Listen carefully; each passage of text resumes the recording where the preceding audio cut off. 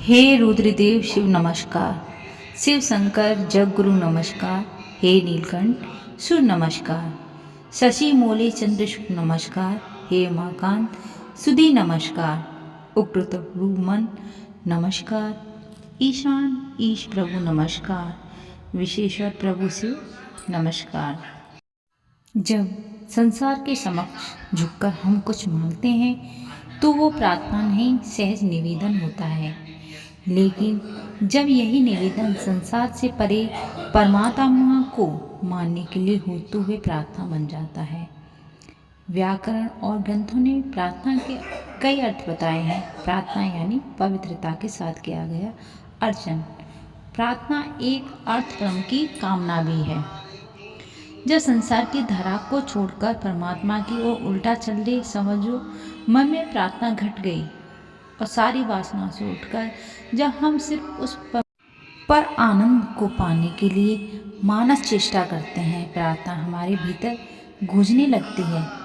प्रार्थना मंत्रों का उच्चारण मात्र नहीं है, मन की आवाज़ है जो परमात्मा तक पहुंचानी है। अगर हमारे मन से नहीं है तो वो मात्र शब्द और छंद भर रहे हैं। प्रार्थना का उच्च हृदय है। हम अगर उसको मन से नहीं पुकारेंगे तो आवाज़ पहुंचेगी ही नहीं। उस तक बात पहुंचानी है तो मुख बंद कीजिए, हृदय से बोलिए, वो मन की सुंदरता मुख की नहीं। प्रार्थना का पहला फायदा है वासना से परे हो जाएं। संतों ने कहा है वासना जिसका एक नाम ऐषणा भी है, 3 तरह की होती हैं, पुत्रेषणा, वित्तेषणा और लोकेषणा। संतान की कामना, धन की कामना और ख्याति की कामना। जब मनुष्य इन सब से ऊपर उठकर सिर्फ पर तत्व को पाने के लिए परमात्मा के सामने खड़ा होता है तो प्रार्थना तभी घटती है। उस परम को पाने की चाह हमारे भीतर गूंजते हर शब्द को मंत्र बना देती है। वहाँ मंत्र गूढ़ हो जाते हैं, हर अक्षर मंत्र हो जाता है। दूसरा कायदा, प्रार्थना अकेले में नहीं करनी चाहिए, एकांत में करें। जी हाँ, अकेलापन नहीं, एकांत हो। दोनों में बड़ा आध्यात्मिक अंतर है। अकेलापन अवसाद को जन्म देता है क्योंकि इंसान संसार से तो विमुख हुआ है लेकिन परमात्मा के सम्मुख नहीं गया। एकांत का अर्थ है आप बाहरी अवतरण में अकेले ही लेकिन भीतर परमात्मा साथ हैं। संसार में वैराग्य परमात्मा से अनुराग एकांत को जन्म देता है। जब एक का अंत हो जाए, आप अकेले ही लेकिन भीतर परमात्मा का प्रेम आ गया है तो समझिए आपके जीवन में एकांत आ गया है। इसलिए अकेलेपन को पहले एकांत में बदलें, फिर प्रार्थना स्वतः जन्म लेगी। इस तरह जब हम प्रभु से प्रार्थना करते हैं तो हमें लाभ अवश्य मिलता है। आज मैं आपको शनि प्रदोष व्रत कथा सुनाने जा रही हूँ। माना जाता है इस कथा को सुनने वाला व्यक्ति जिस किसी की संतान नहीं होती उसे संतान प्राप्त होती है, धन की इच्छा रखने वालों को धन प्राप्त होता है। तो चलिए कथा शुरू करते हैं। गंगाचार्य जी ने कहा, हे महामते, आपने शिव शंकर प्रसन्न हेतु समस्त प्रदोष व्रत का वर्णन किया है। अब हम शनि प्रदोष विधि सुनने की इच्छा रखते हैं, सो कृपा करके सुनाइए। तब सूत जी बोले, हे ऋषि, निश्चयात्मक रूप से आपका शिव पार्वती के चरणों में अत्यंत प्रेम है। मैं आपको शनि त्रयोदशी के व्रत की विधि बतलाता हूँ, सो ध्यान से सुने। पुरातन कथा। एक निर्धन ब्राह्मण की स्त्री दरिद्रता से दुखी हो शार्णेय ऋषि की परम जाकर बोली, हे महामुने, मैं अत्यंत दुखी हूँ, दुख निवारण का उपाय बतलाइए।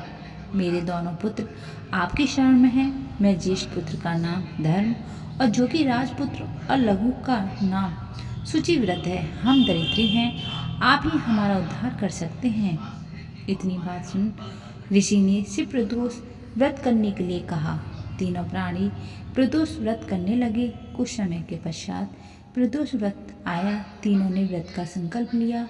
छोटा लड़का जिसका नाम शुचिव्रत था, एक तालाब पर स्नान करने को गया तो उसे मार्ग में स्वर्ण कलश धन से भरपूर मिला। उसको लेकर वह घर आया। प्रसन्नता हो माता से कहा, हे माँ, ये धन मार्ग में प्राप्त हुआ है। माता ने धन देखकर शिव महिमा का वर्णन किया। राजपुत्र को अपने पास बुलाकर बोली, हे देखो, पुत्र, यह धन हमें शिव जी की कृपा से प्राप्त हुआ है, अतः प्रसाद के रूप में दोनों पुत्र आधा आधा बांट लो। माता का वचन सुन राजपुत्र ने शिव पार्वती का ध्यान किया और पूज्य, यह धन आपके पुत्र का ही है, मैं इसका अधिकारी नहीं हूँ। मुझे शंकर भगवान और माता पार्वती जब देंगे तब लूँगा। इतना कहकर वह राजपुत्र शंकर जी की पूजा में लग गया। एक दिन दोनों भाइयों को प्रदेश भ्रमण का विचार हुआ। वहाँ अनेक गंधर्व कन्याओं को क्रीड़ा करते हुए देखा। उन्हें देख शुचिव्रत ने कहा, भैया अब हमें इससे आगे नहीं जाना है। इतना कह शुचिव्रत उसी स्थान पर बैठ गया, परंतु राजपुत्र अकेला ही स्त्रियों के बीच में जा पहुंचा। वहाँ एक स्त्री अत्यंत सुंदर राजकुमारी को देखकर मोहित हो गई। राजकुमार के पास पहुंचकर कहने लगी, हे सखियों, इस वन के समीप ही जो दूसरा वन है तुम वहाँ जाकर देखो, भांति भांति के पुष्प खिले हैं, बड़ा सुहावना समय है, उसकी शोभा देख कर आओ। मैं यहाँ बैठी हूँ, मेरे पैर में बहुत पीड़ा है। यह सुन सब सखी दूसरे वन में चली गई। वह सुंदरी राजकुमार की वो देखती रही। इधर राजकुमार भी कामुक दृष्टि से निहारने लगा। युवती बोली, आप कहाँ रहते हैं? वन में कैसे पधारे? किस राजकुमार के पुत्र हैं? क्या नाम है? राजकुमार बोला, मैं विद्रव नरेश का पुत्र हूँ, आप अपना परिचय दें। युवती बोली, मैं विद्विक नामक गंधर्व की पुत्री हूँ, मेरा नाम अंशुमति है।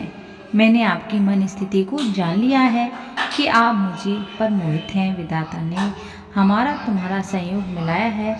युवती ने मोतियों का हार राजकुमार के गले में डाल दिया। राजकुमार हार स्वीकार करते हुए बोला, हे भद्रे, मैंने आपको प्रेम उपहार के गले में डाल दिया।